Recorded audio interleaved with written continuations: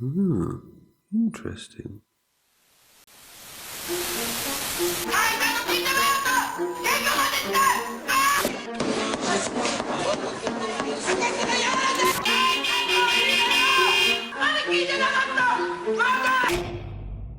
What would you do if this woman was your neighbour?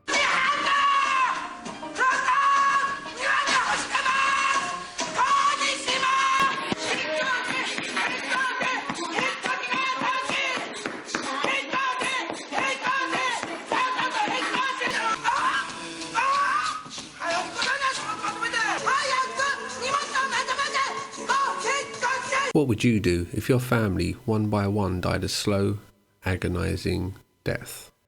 Well, that second question was a bit dark, I guess. It's in this story, by the way. It wasn't some kind of weird threat. Anyway, this is the tale of a woman who terrorised her neighbourhood for 9 years. A woman so famous in Japan that they made a movie about her, and a tale with some pretty tragic revelations. Meet Mrs. Noisy.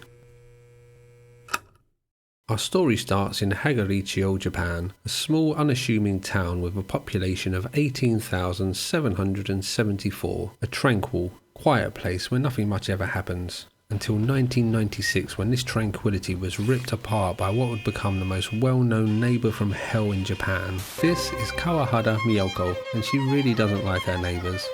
Well, one neighbour in particular, but Mrs. Noisy does love music, so she decided to combine her two passions and start a cool new hobby. On one fateful day in 1996, she opened her window, placed her cassette player and alarm clocks to the closest point that she could get to her rival neighbour's house, and blasted a wall of sound that would last for 9 years. 9 years. And she didn't turn it off once in the whole 9 years. Well, she did turn it off once when she went to prison, but we'll come on to that later. The music would run day and night, summer and winter, rain or shine, in a continuous barrage of hip-hop, R&B and dance music that would bombard her neighbour's sanity. 真夜中の1時11分です。これでは寝れませんよ。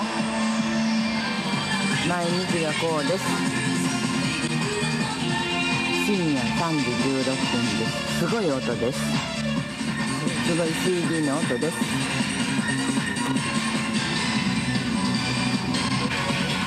とうとう一日中寝ることができませんでした。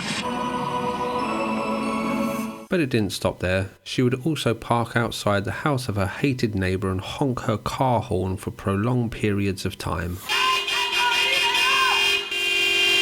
Every morning she would stand at her window beating her futon singing this catchy little tune.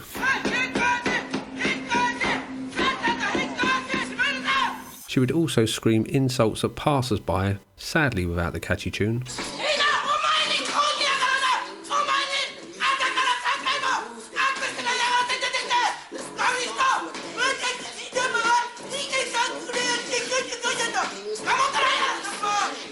Kick her neighbour's gate and ring her doorbell at all hours of the day and night. Things got so bad that her rival neighbours spent more than 10 million yen or $90,000 on countermeasures, which included free CCTV cameras and new windows to try and block out the sound. One of her other neighbours even had to seek treatment for insomnia and headaches. But why would this beautiful, mild-mannered Japanese lady suddenly flip out and start a hate campaign that lasted for 9 years? Well, we'll come on to that later, you impatient little buggers.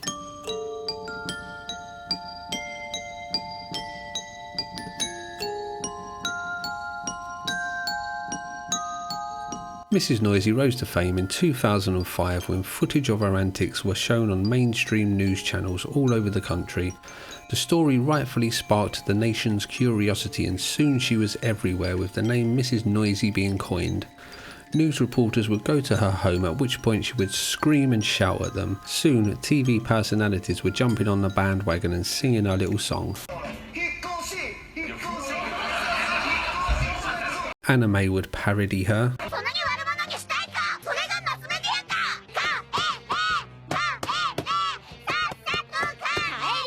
And she also had a movie made about her.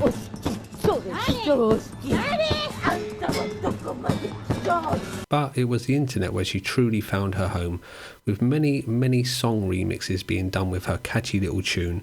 She had more memes made about her than Richard Dawkins' narcissistic trousers. She even had a fan base who would compliment her taste in music, and theories began to pop up everywhere as to why she was doing this, or if she was indeed the innocent victim and it was in fact her neighbours that were the bad guys in the story. But we'll look at this more in the next chapter. For now, you may be asking yourself, how was she allowed to get away with this for 9 years? Well, they tried, but she just wouldn't stop. In 1999, she was taken to court and fined 600,000 yen or $5,000 for playing loud music. In the year 2000, she was again taken to court for kicking her neighbour's gate. She was sent to prison for 46 days and fined 100,000 yen or $900. This is the one time that the music stopped. A moment of silence for her poor neighbours. When she was released from prison, she went straight back to terrorising her neighbours. In 2004, she was taken to court and the court ordered her not to play music with speakers pointing towards her neighbour's house, not to say anything to defame her neighbours, not to blast her car horn outside the neighbour's home, and not to ring her doorbell. She ignored them and instead fortified her home with barbed wire and cameras to the point that when the police came to arrest her, they needed 5 people to gain access to her home, with one of them needing 3 stitches to his arm. Things got so bad that the town updated their laws to restrict the noise levels allowed, but it was in 2005 that this nightmare finally came to an end when she was taken to court again. In her court case, it was claimed that the noise levels on her street was a continuous 80 decibels, which is about the same as a food blender or a car wash. In this court case, Mrs. Noisy represented herself and appeared in court wearing a bright pink jumper with a cartoon dog on it, and when the court played a video of her singing her famous tune out of her window, she started to dance along to the rhythm. Mrs. Noisy was sentenced to 1 year and 8 months in prison and ordered to pay 2 million yen or $18,000. This was for the suffering she had caused her neighbours.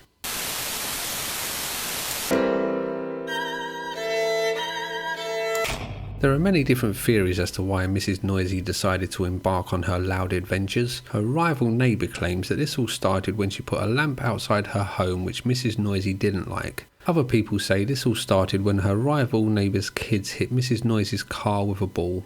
Seems like a pretty extreme response. Many on the Japanese internet take a different view of this and claim that Mrs. Noisy is in fact the victim of a slander campaign in which an influential Buddhist group set out to make her move from her home. The story goes that when Mrs. Noisy first moved to the neighbourhood, she was asked to join the religious group but declined the offer, so gangs of people would gather outside of her house and vandalise her home by cutting her barbed wire fence, breaking her flower pots, gluing her keyhole shut and throwing bricks and rocks at her in an attempt to intimidate her into moving. They claim the noise was just Mrs. Noisy fighting back. There seems to be some evidence to back up these claims, with many records of Mrs. Noisy suing her neighbours for vandalising her property.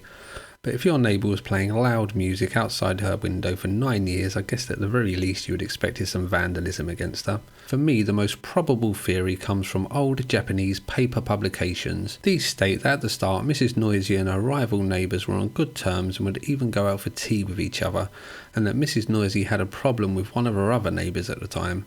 This family would throw rocks at her car, leading to Mrs. Noisy and members of this family having fistfights in the street. Mrs. Noisy sued this family and won, which forced them to move out. Then her rival neighbour installed a lamp in her garden which Mrs. Noisy asked her to remove, but she refused. So Mrs. Noisy started to make prank calls to her neighbour, sometimes up to 75 times a day. She would write graffiti on her walls and blast her car horn outside her neighbour's home for up to 30 minutes, plus throw fireworks at her neighbour's home. But why did she ask her to remove the lamp? Why did she care so much about a stupid lamp? Well, I'm glad you asked. You see, Mrs. Noisy had a husband and children. Yep, plot twist, she had a family this whole time, and they had a genetic disorder named this. This affects parts of the brain vital to physical movement, and the lamp would affect not just her husband but her children as well. This disorder sounds pretty horrific. It starts by affecting your ability to walk, and there are reports of her husband dragging himself up the stairs to get into his own house.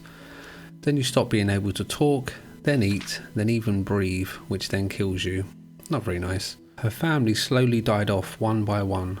First her 2 daughters, then her husband, She also had a son, but I'm unable to find if he's still alive or not. So while all this was going on, she was looking after her dying family, representing herself in court and being mocked by a nation. When asked by reporters why she terrorised her neighbours, she is quoted to say, "This is not just some selfish, purposeless noise. It's my cries, my screams."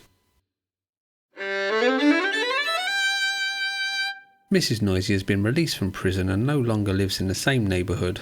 I'm far from an expert on Japan, but from what I can make out, there seems to be some kind of law or cultural agreement that when someone is released from prison, you have to leave them alone, so information on what Mrs. Noisy is up to now is non-existent. On the topic of not being an expert on Japan, it's been very difficult for me to verify most of the information in this video as I don't speak Japanese, and I've based all of the information in this video off of a handful of articles that I found, plus the only English video that I could find on this topic by a channel named Japan Analysis. Check him out for all things Japanese. So, what do I think of Mrs. Noisy? I kinda like her, to be honest. I'm sure if I lived next door to her I would think very differently, but she was going through unimaginable grief, and who knows how they would act given the same situation. But then again, she did make her loved ones' last years on earth very noisy and stressful, so maybe she's not that great. I don't know. What do you guys think? One thing that I do know is that our algorithmic overlord knows that you will love this video if you click it, or you will be forever cast into YouTube's hell. Bye bye.